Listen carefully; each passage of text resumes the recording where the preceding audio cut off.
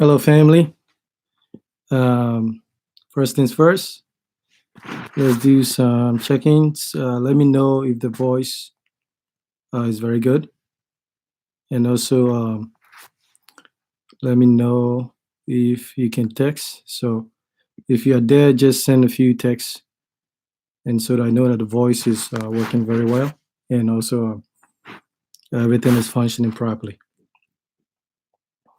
Was good to be back and to see and to okay. So okay, I know the text is working, so that's good.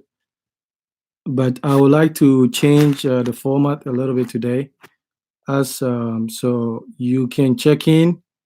That is great, and also comment based on which area of the discussion I'm covering. So that'll be helpful.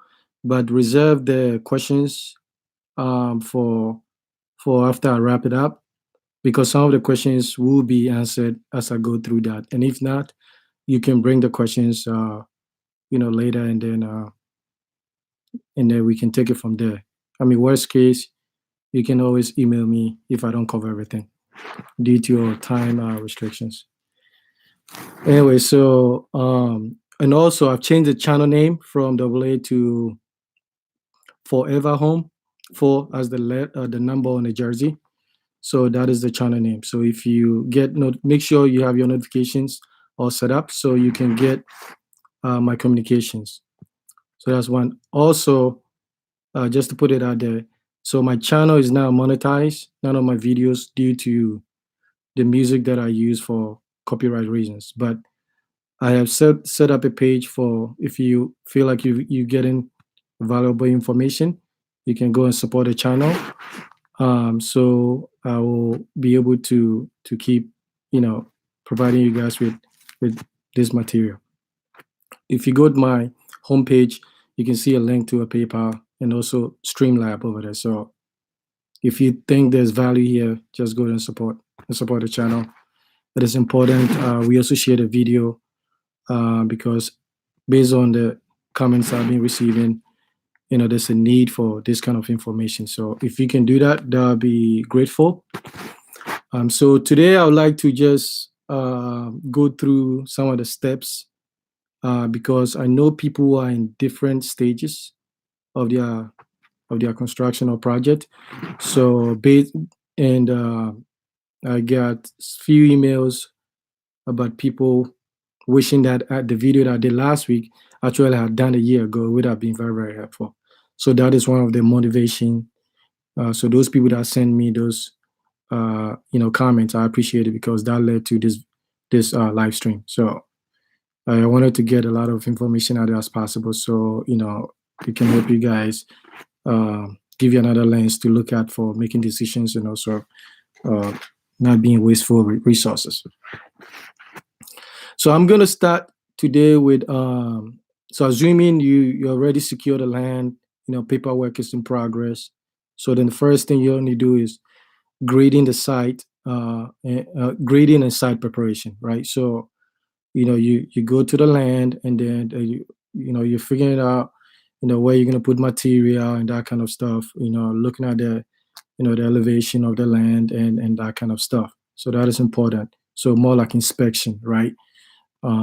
Looking at where you want the line to face and the building to face direction wise. So that's very important. Then so the next step will be foundation, right? So you're working off the blueprint. And also one thing about the blueprint is depending on which part of the world you are receiving your blueprint, the lines on the paper actually means different things. Sometimes some countries or some system use the inner line, some use the middle line, some use the outer line. So you have to be careful that the builder understands which line is meant to be used, because the cement blocks are 6 inches across, width. And so if they end up using, if they're supposed to use the inner line, they end up using the outer line, that affect the square footage, and vice versa. So you want to make sure they understand that. And also, like I always suggest, if possible, for foundation, be on the ground and then make adjustment, from there. And it's easier, once they started laying the first cement block, you can visually see, the space, and then if anything, you can change it and then move on from there. And so granted, foundation is building up. So around foundation, you want to do what is considered like a rough plumbing or like rough electrical. So that is when you start putting in those big PVC pipes, the one that will carry the waste from the bathroom and the shower and the toilet and that kind of stuff. So you want to start putting that in. Um, it doesn't make sense to do all the cement work, the block work, and then go and just crack the wall almost into two to put those huge stuff in there. So you can use like hollow blocks, like during that time. So you want to do that, and then you can also start putting some of the, what is it, half quarter-inch pipes for the electrical. So you can start putting that in there.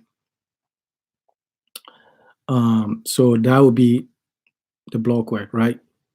Then you move on to roofing, right? So let's say you're done with block work, and then you want to do roofing. If it's one-story building, if just one level, you have to do roofing before you do the other things. If it's like a story building, you do the flooring, you can still maybe delay on the roofing and that kind of stuff. So let's say in this case it's a one level house. Okay, so roofing in Ghana primarily there's like about two. There's probably more, but I'm just going to talk about two in terms of roofing materials. So you have the stone coated one, okay, and then the aluminum zinc combination, like sheets. Those are sheets. So I'm going to be talking about some of the benefits, right? So benefit and so pros and cons for each. Okay, so the stones one, right? They're very expensive. You know, also they're a little heavier, so you have to factor in that when you're doing the wooden frame for the roof, they have to use a different type of wood because it has to support that weight. So make sure that the roofers understand that, right? They can't use like a standard uh, like a wood for the one they use on the aluminum sheets, right? The zinc one. It's heavier, but one of the issues is it fade over time. This is like this, stone coated aluminum sheets, the roofs. It fades over time, but the good thing about it is they last a long time. You can get about 50 plus years in that. So on the other hand, there's the zinc one.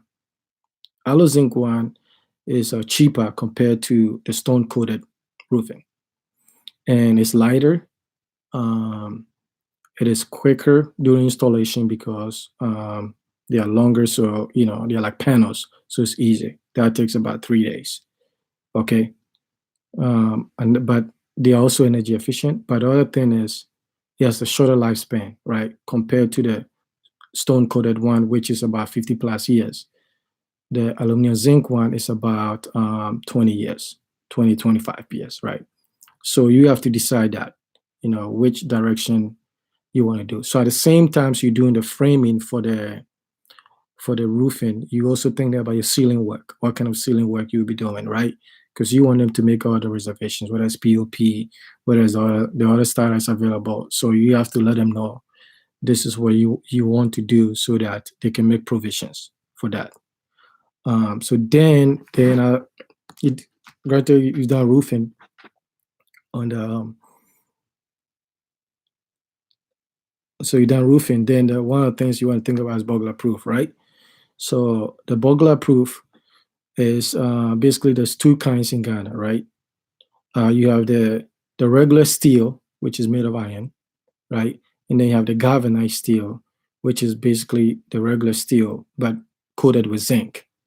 Okay, so I will talk about the benefits and the pros for each. So the regular steel, it is stronger. It's cheaper. So the one of it is cheaper, And but the issue you have to worry about too is like rust, right? It will rust, especially when you are in a moisture area, right? And so that is cheaper. So you're saving money over there, but you have to deal with the rust. But in the galvanized one, okay, so that one is also durable. It's very, very strong. In the process of galvanization, they increase the strength of that. Also, it's rust free, not necessarily like rust proof, but it will take a longer time for it to rust. It is the right decision for the long run, uh, and it costs a little bit more compared to the regular steel. The only problem with the galvanized steel is depending on who's making that, it is not always consistent. So sometimes, if in the process of you know making it galvanized, if it's not done properly, you don't actually gain any benefit. So that is one of the things that you have to pay attention to, right? And also another thing too. So I'm sharing all this thing because I didn't always follow exactly, and it cost me money and time.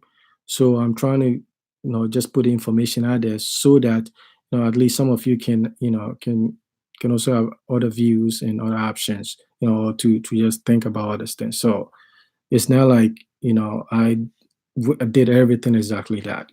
It's first house building a house, there's mistakes, but you learn.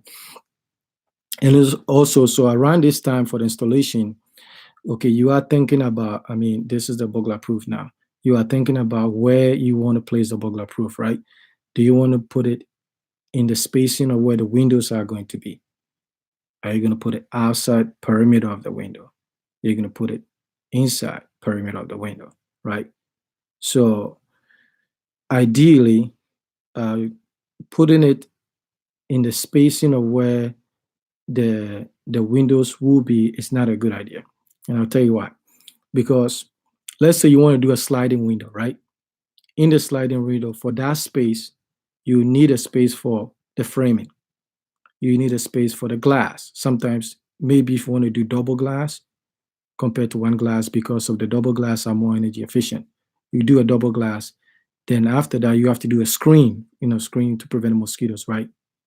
So if we have the burglar proof installed within that space, it's all these things that I just mentioned will not fit in that space. Okay, so the burglar proof, you have two options basically. It's either it's inside perimeter of the window or outside, right? Perimeter of the window. So you have to factor that in, because what I did, the mistake I did, I put mine in that space and it became a problem. So I had to do the window designs because the installation left some of the screens of the windows were protruding out. So I have to wrap it up with something to tuck it in. So that is, expense that was not needed. So you have to decide where you want to put that too. And also you have to decide when you want to put a burglar proof, because if it's installed before plastering, when it plastering is a messy job, is going to get on the burglar proof. And then what is going to happen is you have to remove them, you have to respray them, right? Because they don't cover the burglar proof. If there's a way they can put plastic and tape them, that would be fine, but they don't. So you have to figure out what time you want to do it. And chances are you will spray it a few times before the house is completed. Okay. So then after that, then you want to do so as you do your windows, right? You're done with windows. So around that time too, the electricals is always going to be in stages in the plumbing, right? So first you put all these pipes in there. At a certain point, you want to start putting your wiring in, right? Putting your wiring, your electric wiring. So start thinking about 220, like 110, whatever you want to do. You want to do that uh, before plastering. So when everything is plastered, basically what you have to do is just connect the wires to the switch on the wall, and then that's all you want to do. Okay, so that's also a messy job. So at a certain point, you want to do that. Okay, and then at that time too, the thing about door frames. and when to install the door too. For a cleaner look, I think maybe the doors and the frames should come after plastering, right? So you don't get all the cement and all the stuff on it. Okay. But for some reason, the builders in Ghana tend to want to do it like before they do plastering, because their reasoning being, when they do the plastering, they can actually put some of the cement around the door frame to secure it to the wall, to that space. That is what they said. But I think that, so that also means that if you go that route of installing the door frame before plastering, it's going to be dirty. It's going to be really dirty as well. You have to, think about these things. When is it go? I think that for a cleaner look, let them do the plastering. Then you can do a measurement because everything is smooth, and then um, put a door frame and then the door. Okay. So then, obviously, then you have to decide ceiling work, right? So you pick up the site, start foundation block work, right? You've already doing that block work. You've put in your provisional pipes for plumbing and then electrical. Okay, you've done burglar proof. You decide where you want to put it. Also, you factor in the windows, right? You pick what kind of windows you want, PVC or like aluminum, that kind of stuff.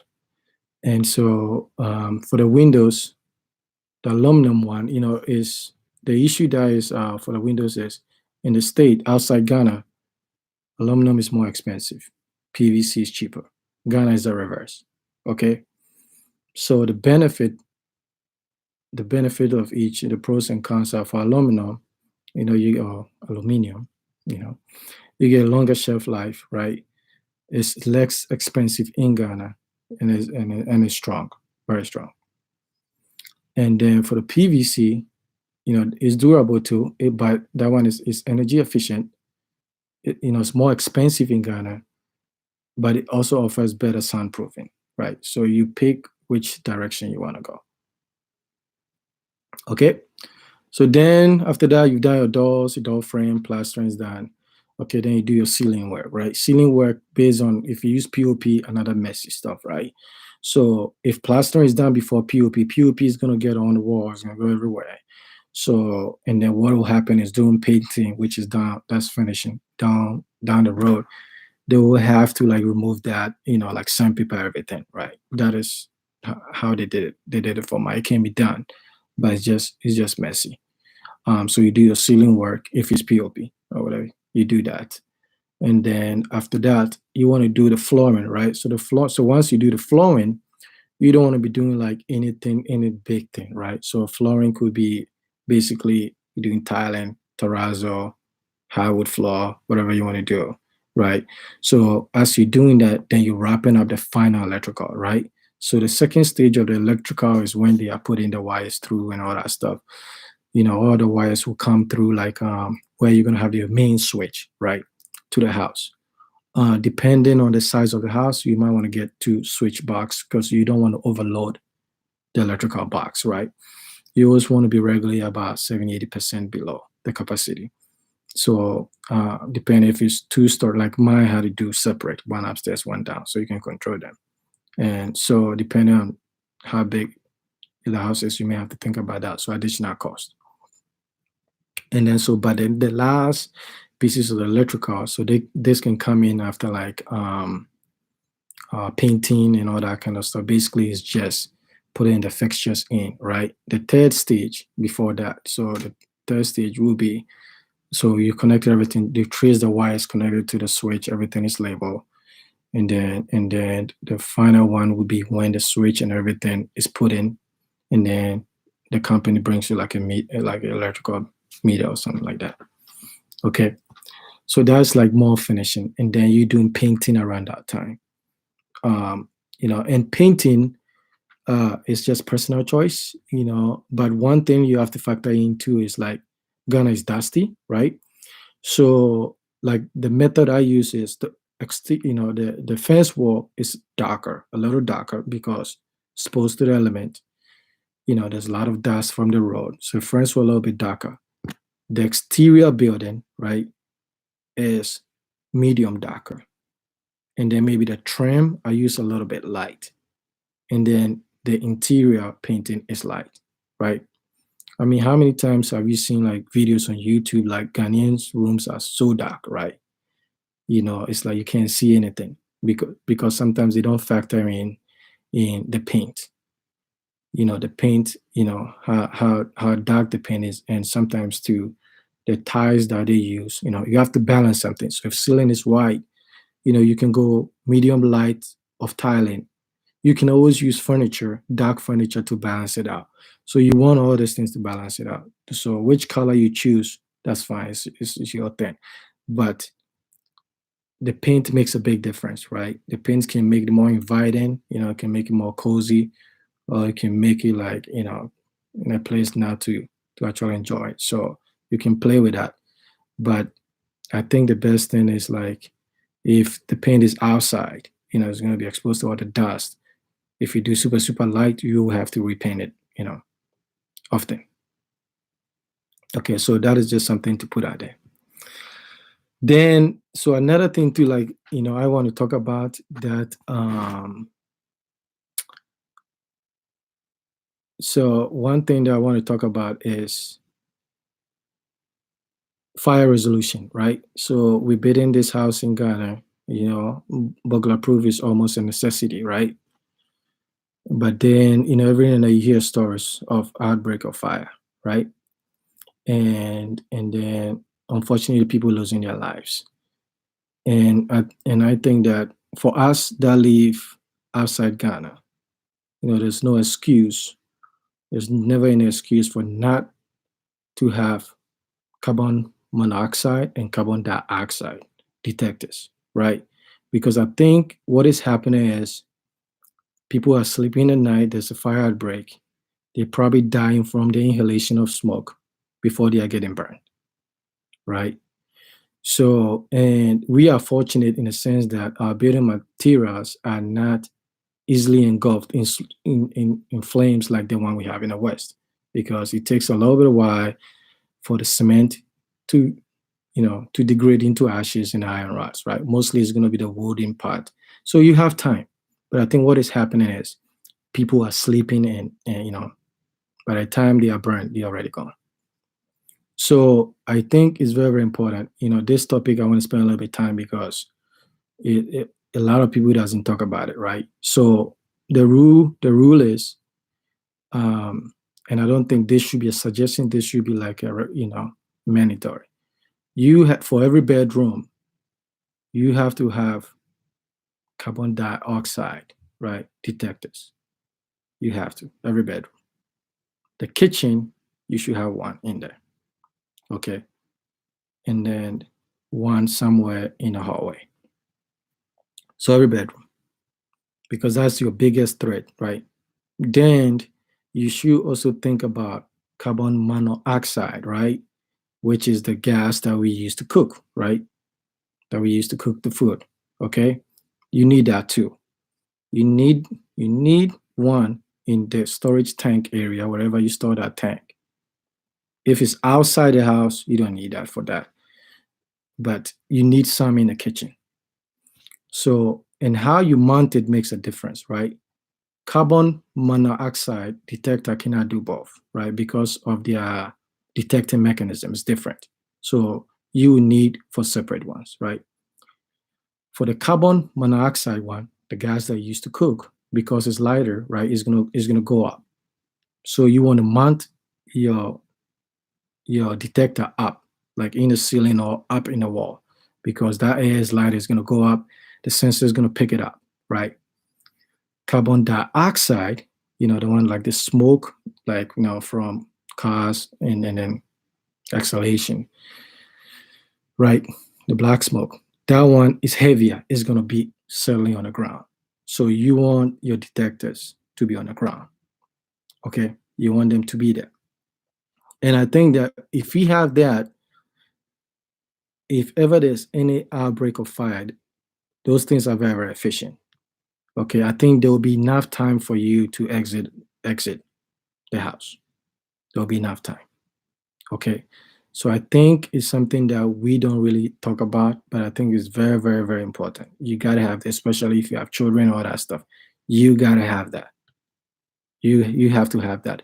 And because in Ghana we don't use carbon monoxide, the gas, to run the whole house. We only use it basically for cooking. We don't use it to run the furnace and that kind of stuff. You don't need to have the carbon monoxide in every room because here you have to, right? You don't need to, but you need to have it in those specific locations. Then after that too, you have to invest in fire extinguishers, right? You need to invest in them, right? And you should get two kinds primarily, right? Two kinds, because there's two kinds of fires you're gonna have in Ghana. The first kind would be something related to gasoline, cooking oil spill, kerosene. Okay, that uses a different class of fire extinguishers, right? That is the class B. So when you are buying a fire extinguisher, you want to make sure it has class B on it or B on it. That would take care of that kind of fire, right? And then there's another type of fire, like electrical equipment, fire from that. You need a class C for that. Okay. There's a difference.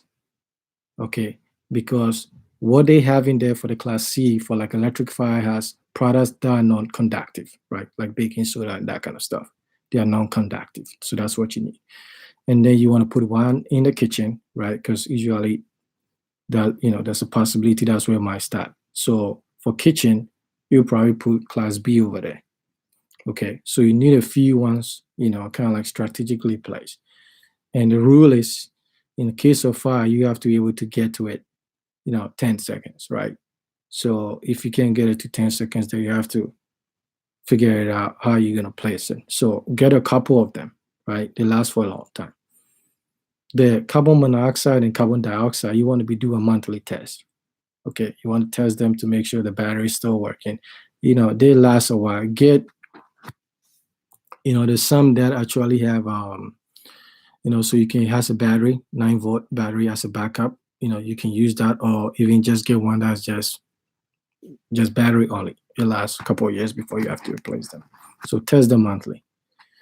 So so these are the things that I wanted to just put it out there. So we start thinking about distance, because you don't want to spend all this energy and resources build a house and then to be negligent of not doing that, because the chances of the fire service in Ghana getting to you, even if you're the next house, is slim.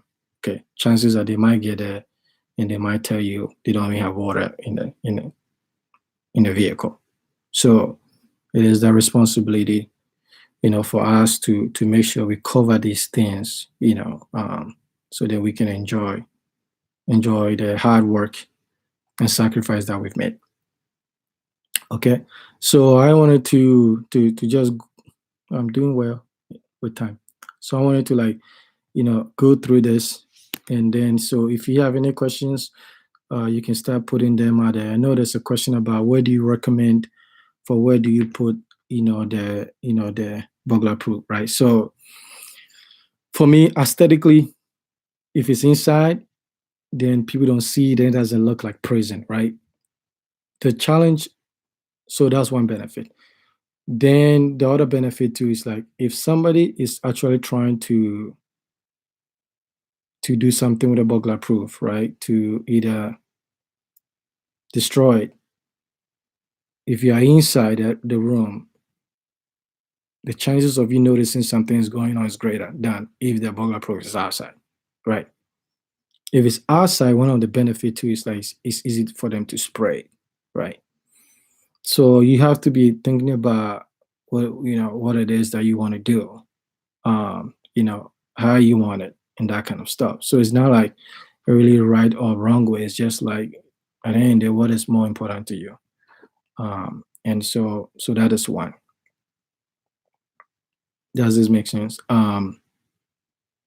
So rundown, quickly is, okay, secure land, paperwork in progress. You do your grading and site preparation. Okay, that means inspection of the location of the house, where you want it to face, and all that stuff. Sometimes it's not ideal to face the road, that kind of stuff, right? You start foundation work, right? Block work. You start doing your provisions for your electrical and plumbing. You start putting those rough stuff in there, right?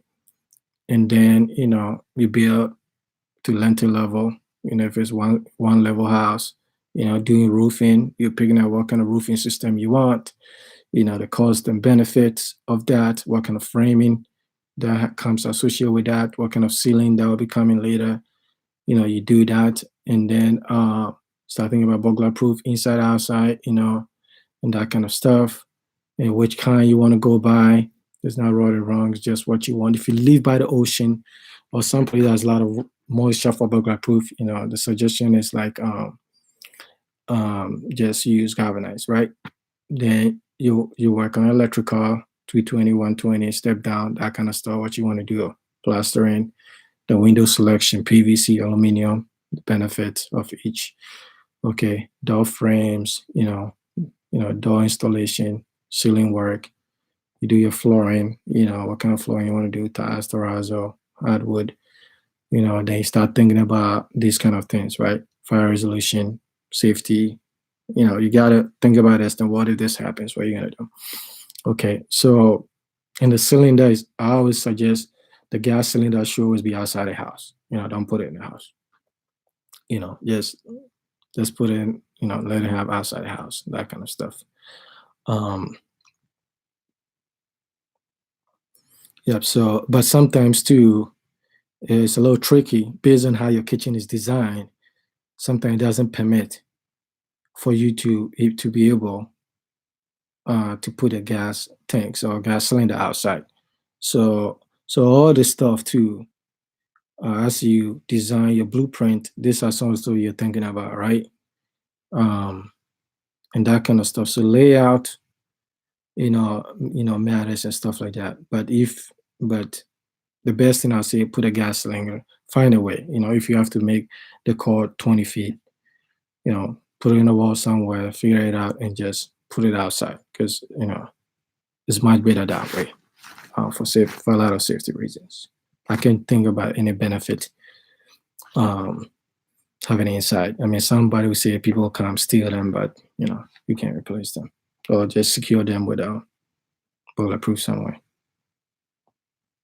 Okay, so let me see if I have some more questions here. So if I didn't cover anything specifically for what area you're interested in, you can just put in the questions or any comments, or if you have other ways. So foundation about earthquakes. I mean, so I don't think the whole Ghana is an earthquake zone. I know some part, um, but I mean we haven't had any major earthquakes. But it is your job to study the area that you'll be building, and if there is an issue for me, because I don't know, like if I know in Japan they have the technology to build, like how they build them sometimes is like they put this concrete on these ball bearings that allow them to move the vibrations during an earthquake.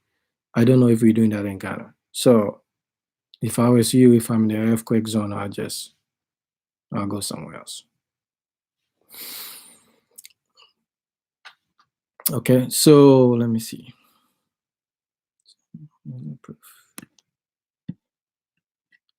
So recap, right? Like I said, so I've changed the channel name, Forever Home. So no more double A.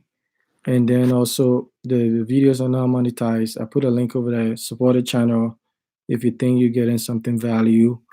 Um, just go in there, click on the link. Things linked to PayPal. Support our channel. Share the videos. Make sure your notification buttons is set up. And then I will do the video, as necessary and when needed. And And so today is just like a different thing. And based on the questions I'm getting, I'm gonna kind of like tailor the video towards that. So, and those of you who have contacted me for help in terms of linking up with some of my guys, make sure you keep your eyes open. Make sure there's an option. They're one of the options and stuff. But let me know how things are going. Let me know if the numbers they are giving you make sense and that kind of stuff. And you always want to keep your eyes open and making sure that people are like doing what they're supposed to do and just follow through and that kind of stuff. But you know, anytime you work with family, it's always tricky. It's don't for me. Don't look at it as emotional. It's all mental. Look at it that way. Treat it like it's a business. You work hard for all these things, and whoever can do the job you work with. If the family member is not cut out, they're not cut out. At the end of the day, you want to make sure your dream and hard work is paid off, and it doesn't matter if your family can help you. Great, if they can, that's fine too. But it's not something you emotionalize. That I've dealt with that. Like I'm like no, I just use other people. So if they don't do what they're supposed to do, I can handle that easily than being like a bloodline or something like that. Okay. And also the thing with be careful what kind of electrical wire you buy in Ghana too. There's a lot of stuff out there, from very, very good to something that's just outright dangerous, right? And so if there's one area that I want you to be really, really careful, is like the electrical work. Make sure you if the electrician is not certified, I will not use them. Because I say that because it's like um it's a different level of competency, you know, and they can tell the difference of the wiring. So you want to make sure it's very, very quality. Because something with electrical work is you just want to do it and then forget about it, not have any issue down the road. Okay. So if they're giving you really a good deal, you gotta be really careful, right? So you have to do that. And also like the big thing with wiring too is like, if you're thinking about appliances and what else is going to be used, on the power, it's like, do you do more 220? Do you do 110, right? Well, it depends, right? Is you want, obviously Ghana is 220, so you want to be able, if something breaks down, you want to be able to find it in Ghana, right? You want to be able to find it in Ghana. So unless you're able to ship things at well, that's a different thing. But you want to be able, so you have to. Some people have money and they do both, right, and that kind of stuff. But I think for me, that is the most important thing to think about. It's like if I go 110 for all my lighting system, what if something happens and I need a light? I think you can get them in Ghana, but it's not as easily as getting like something for 220. So that kind of stuff. So so where did you get yours?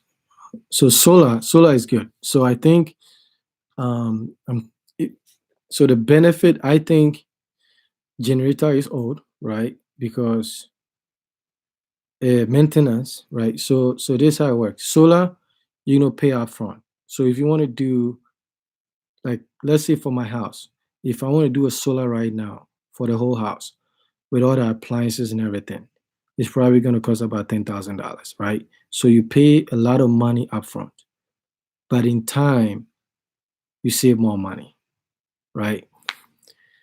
Generator is cheaper, but the maintenance, right? And you can go whether it's used on gasoline or propane tank, right? But every couple of years you got to do something with them, and it's loud. I know they have some quiet ones over there, but I have heard stories of actually thieves coming in the house and people not hearing it because the generator is so loud, right? And that kind of stuff. So in the long run, if you can do it, the cool thing about solar is like you can start small. Eventually, you can add more power panels, and then add like more like storage battery, right? So, but it doesn't make sense if you can do it in Ghana and not have solar, right? Because unless you enjoy doom so, right? So, at a certain point, you want to control everything, right? You want to be because of things are not super efficient. So, if you can do your borehole and get your water source and then get like reverse osmosis technology in there, right? You can get that for some of them like 4,000, 5,000, depending on how much is based on how much water you can convert, daily, right? So if you want 10,000 gallons, you're gonna pay more than 5,000 gallons, right? So then you can do that. So you get your water situation, you can handle that. Then when you have your solar, basically you're off the grid, right? So backup, anything happens, you take care of that stuff, right? So solar and actually Ghana is if you look at the radiation map for the for the globe, and actually Ghana sit at a very very good place for the sun for you to actually draw more energy. So it is a good place to actually have solar, solar panels. So go for it, but they are very expensive to begin with.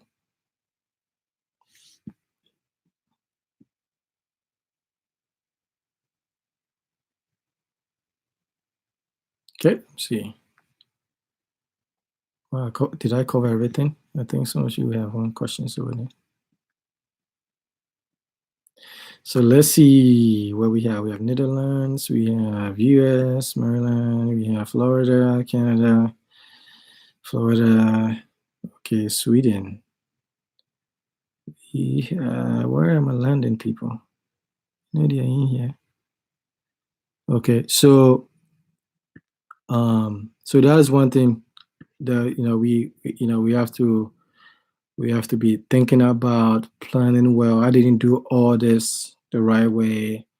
It cost me a lot of money, headaches, and stuff like that because don't make the assumption, even the sequence of how we do things, don't make assumption that it makes sense. We have people that can build in Ghana, but they've been doing it since we've been building. They have not made any mental adjustment if it doesn't make sense. Like this thing that we have about cracking the wall and putting pipes in. They can get hollow blocks and put them in. So those things, just because your builder say we should do this first, that doesn't mean that that's what you do. You have to think about it and say, okay, does this make sense? Why put this thing here and I'm gonna crack it later down? And then guess what? If they have to crack it, that's more labor you're gonna be paying, more material you're gonna be paying. So those are the things that we have to pay attention to. Okay, those are the things. And at the end of the day, too, is like when you do something like a fence wall, I mean, you have to think about what razor wires and like electrical wires and that kind of stuff. It's like you wanna start doing your research now, and then figure out which way you're gonna do it, because that also is gonna factor into if you're gonna your electrical circuit board. You gotta make reservations for if you're gonna do fence wire, because you gotta connect that to the house somehow, right? Where it's coming from and that kind of stuff. Then I'm also a fan of like planting trees earlier, right? So the moment you do your fence wall, start putting trees over there. So by the time 5, 6 years, whatever it takes you down, there's a lot of trees over there that you can enjoy. So those little things, just do them now, right? You can always do something small for that kind of stuff.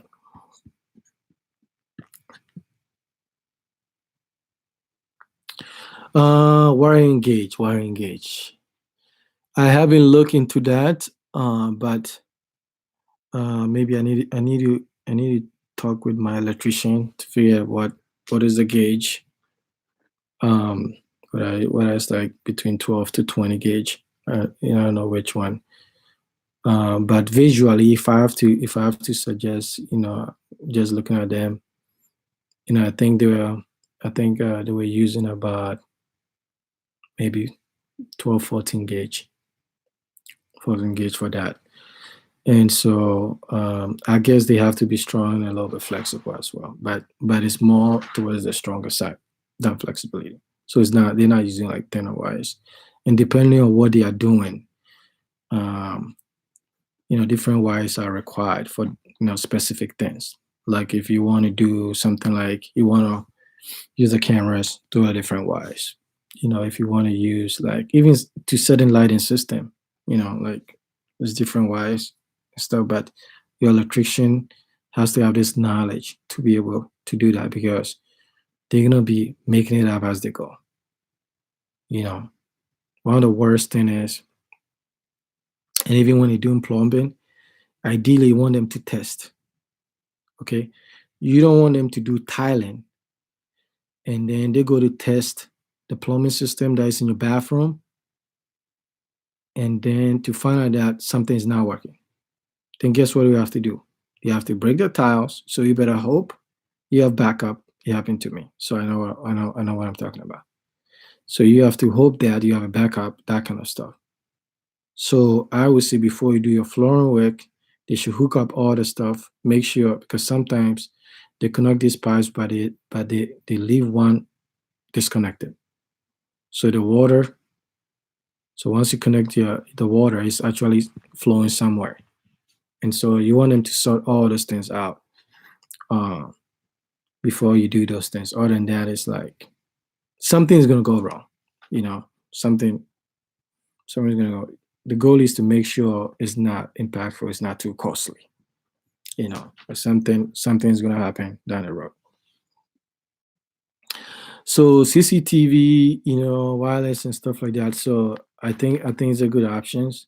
They are not cheap though. Um, Ideally, if you do them, do like something wireless remote, okay, and also something that you can access from different places, and then the location of where are they facing, right? That kind of stuff. Because they're not cheap. I think one CCTV camera is, I mean, we're talking about 400 between $300 to $500 for one, right? And also like you got to have if it's external, it has to be waterproof. It has to be like kind of like night vision capability, that kind of stuff, to detection and that stuff. So if if you're thinking about that, you want to wire for that, wire for that. Okay. And so when you're ready to install, it's easier. So I would say, go for it. And then you file your taxes, you get some money, just go buy them and have them put them over there. So all those things are like deterrents, where you mount them, the angles, where they are facing to. So you want to cover 360, and you also want to have something covering the entry point. So if you have three ways for them to come indoors, you want one to be somewhere in there and stuff like that. And someday I'll cover big range. I can talk about security stuff for like 20 hours and that kind of stuff. So the goal is not to feel like you're in prison, but the goal is to make it a little bit harder for whoever is gonna be thinking about disturbing your peace. And so the more layers we have, the better it is. The biodigester. So it's very, very good. I think the old way of having those big tanks in the house is gone. Okay. So it is cheaper in the price or relative to everything you have to do. I think I pay a biodigester. I think I pay like either 2,000 or 2,500 Ghana for one. So I did, and the cool thing you can do multiple. Ideally, like for a story building, you always want to have two, right? Let's say if something clogged somewhere, you don't want the whole house to shut down. So one thing you can do is that when you do your plumbing, divide the house kind of like in the middle. you have one side, okay, all the waste and all the water is going to go one way. Then the other side, it goes a different way. So if something happens to one side, the rest of that house is usable. So, but I think is the best way to to deal with your with the waste and that kind of stuff. And I think they last a while. I think maybe after 10 years, whatever, then they have to change. There's this rocks they put them embedded with some bacteria that break down the materials and stuff like that. So, but I think because all you need is 6 by 2, 6 by 4, yeah, 6 by 4. So it doesn't really take a lot of space. Doesn't really take a lot of space. So I think everybody should look into that. Should look into that. I think that's the future. Because normal manhole is just no, it's a waste of space, and because the water has to you have to be a way to channel the water into the ground, and the waste will be broken down. And what I've been told, it has no smell. So I mean, I'll figure it. I'll find out next year. So that's one good thing to look at. Provide did you set up a system for water waste fertilizer? Can you please? No, so no, I haven't done that. Um, mhm. No, so I don't think I'm thinking about doing that. Fertilizers are cheap right now, so but either you can divert the water into the ground, or you can just connect to the to some gutter somewhere, um, and stuff. So because you have two pipes, the showers and everything just connect straight to the gutter. Okay, and the tallest stuff is the one that's going to the biodigestible. It's not like the manhole that all the water that's exiting the house going there. So it's a different thing. It's a different thing. So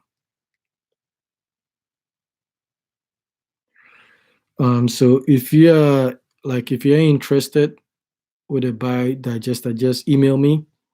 Okay, and then I'll connect you. I think the guys that did a good job installing it. So they will need to do that with a plumber, right? Because um, so the thing with plumbing layout is the angle matters, right?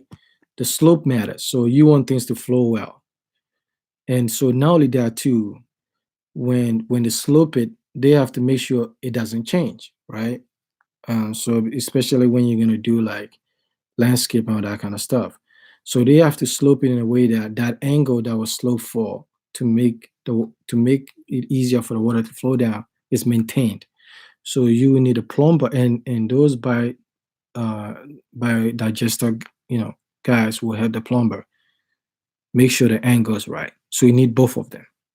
They have to be there because when it connected to the biodigester, the guys have to be there to make sure the angle is right. So you need both of them in there to do it.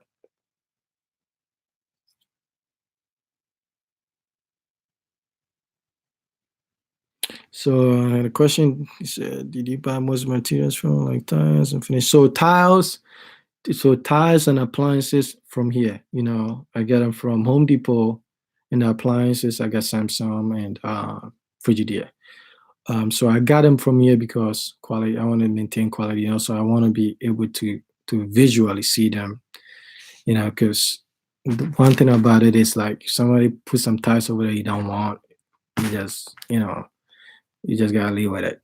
So but that also means you pay more for duties and that kind of stuff, and making sure that your square footage calculation is accurate. So you will take the blueprint, go to the tile store, they're gonna sit down, and then what happens is you're always gonna do 20% more for that specific square footage. This will include tiles that are gonna break during shipping, and also like as they work, they will break some, and that kind of stuff, and then some for reserve when you need to replace like specific tire, that kind of stuff. So that is a challenge. So you get quality, and you because it's hard for somebody to pick a tie for you. We don't in Ghana. We don't have a lot of options for ties. We don't.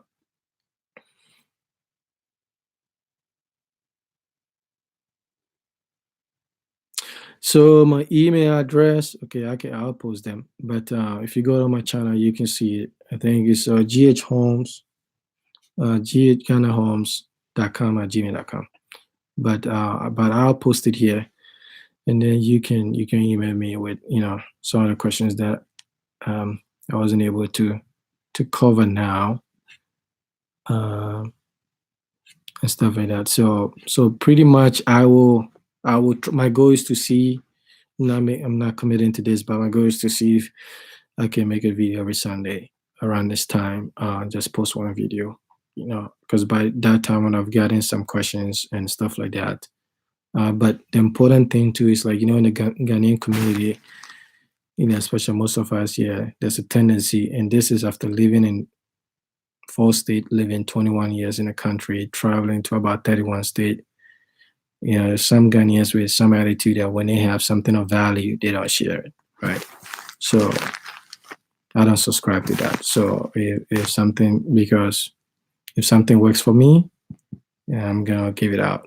If it doesn't work, I'm gonna give it out because it doesn't affect what I'm gonna do. I'm gonna do what I need to do. So it's important that we promote, we support the channel, and then we also share the videos. My goal is to root out the criminals that are doing the bad stuff in Ghana in terms of construction.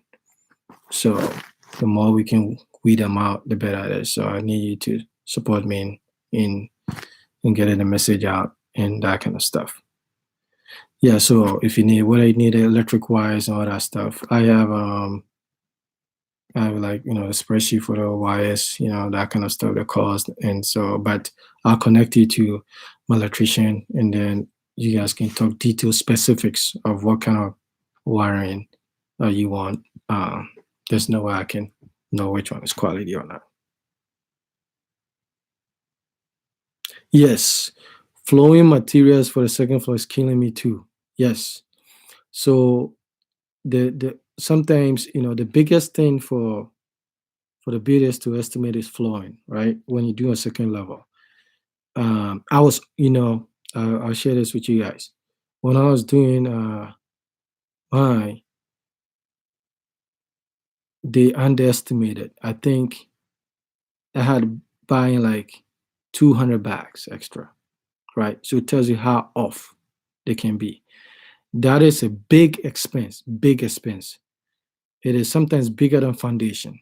The flooring can be because of a ton of iron rods, a ton of like cement you got to use, and some chippings.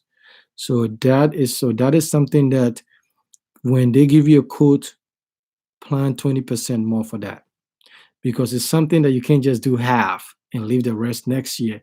You just got to do it. It's kind of like roofing. You can't do half and say when I get money I'm going to do the other half. So you have to watch out for that. And chances are you're gonna buy some more cement. They can get a sand, the sand they can get up to that kind of stuff. But it's just the cement, something's gonna come. So what you want to tell them is when they give you the code, you want to say, look, the labor is locked in. Because the labor you gave me is for everything. It's locked in. I'm not changing on the labor. Because what they want to do is like once you buy extra cement, they'll be like, that's a new labor. So don't go for that. So tell them the labor is locked in, it's non-negotiable. Once you've set that price, it doesn't matter if they took them 3 months to do their job. That labor was agreed upon. Then if you have to buy extra materials, you're not paying extra labor. So you want to tell them that. Is it advisable to buy the electrical wires from the US? That's a good question. But first, the challenge is though buying, knowing what to buy. So that is the challenge, right? So if you can get, you can get exactly what you need, and then you also want to make sure it's a wiring for 220 or 110, that kind of stuff. So you may have to deal with like a qualified electrician down there that can make certain suggestions. But they have some good ones over there. It's just gonna cost more, and then there are some fake ones, and they are middle okay, and then there are some very good ones over there. So it's about the person knowing, or sometimes you paying them for quality, and they go buy that junk. They'll do that, you know. So it's a little tricky sometimes. So sometimes we have to send other people to find out what is going on. Get in contact with me, just shoot me an email. Okay. Okay, I'll put the email here so you can yes. I get an email here so you guys can contact me if you have certain questions, and then we just take it from there. Mm,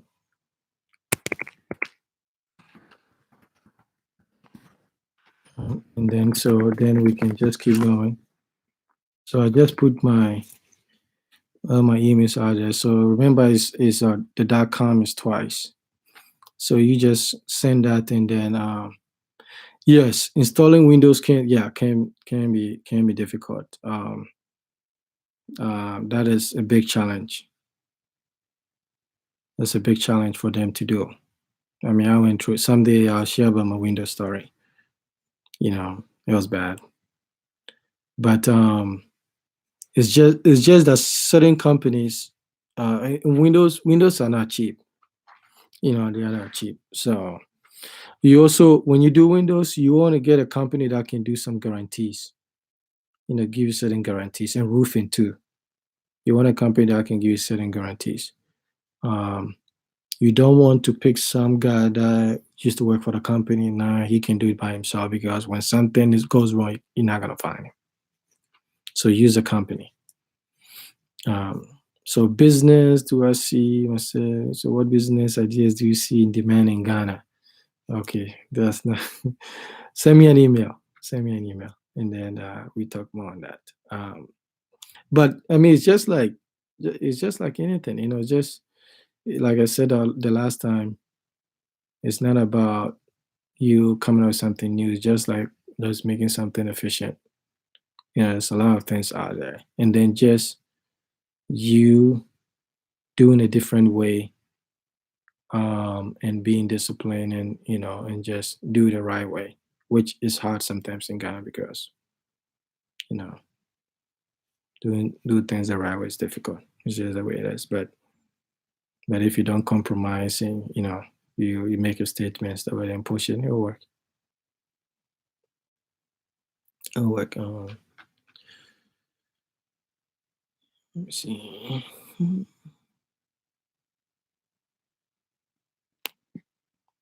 Okay, so I think I've covered um, most part, not everything, and so I would like to reiterate that the channel name has been changed to Forever Home. So, and make sure your notification is on. Support the channel. There's a link over there. So if you see any value in here, just go in and support the channel. Share the links, and then it, just keep the dream alive. It can be done. And then just be disciplined and diligent, and watch things, and vet people. And if you have family members, vet them even more. Vet them even more. Go with your gut. Don't make any emotional thing, especially with who you're working with. If your uncle owns a electrical company and is shady, don't work with them. I mean, it's just simple as that. That kind of stuff. And then just do that. Let me know if you have questions. I try my best to answer those questions in a timely manner. So um, if if you send something 1 week, I haven't responded, send another one, because I usually get everything out within 2 days. So just put something out there. Anyway, so thank you very much for all the people that were able to join me. I think well we an hour, almost an hour and 6 minutes. So thank you very much. I wanted to get this thing out there, and so but you don't have to wait till next week or whenever I do another live stream. Just send me stuff, and then we'll take it from there. Help me get rid of this shenanigans that's going on with people doing some dishonorable things. So thank you. I appreciate everybody. I have the best subscribers in the world, so I appreciate all of you, and it's a privilege to be able to come here and tell my story. So thank you very much. Have a great day wherever you are. Thanks.